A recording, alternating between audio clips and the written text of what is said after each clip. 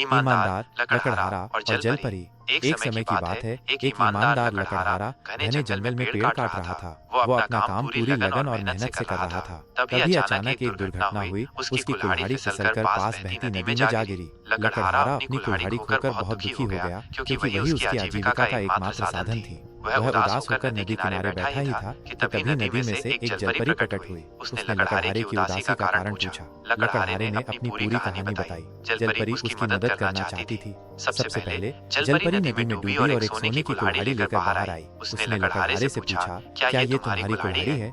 लकड़हारे ने बिना किसी लालच के मना कर दिया और कहा, नहीं, यह मेरी नहीं है। जलपरी फिर से नदी में गोता लगाई और इस बार एक चांदी की कुल्हाड़ी लेकर आई। उसने दोबारा पूछा, क्या ये तुम्हारी कुल्हाड़ी है? लकड़हारा अभी भी अडिग था और उसने फिर से मना कर दिया, नहीं, ये भी मेरी नहीं है। अंत में जलपरी तीसरी बार नदी में गई और इस बार वह लकड़हारे की पुरानी लोहे की कुल्हाड़ी लेकर आई। जैसे ही लकड़हारे ने अपनी जानी पहचानी कुल्हाड़ी देखी, उसकी आंखों में चमक आ गई। वो खुशी से बोला, हाँ, यही मेरी है। लकड़हारे की ईमानदारी से जलपरी बहुत प्रसन्न हुई। उसने लकड़हारे को उसकी ईमानदारी का पुरस्कार दिया। जलपरी ने लकड़हारे को उसकी असली कुल्हाड़ी के साथ साथ सोने और चांदी की दोनों कुल्हाड़ियां भी दे दी। सीख: इस कहानी से हमें ये महत्वपूर्ण सीख मिलती है कि ईमानदारी का फल हमेशा मीठा होता है।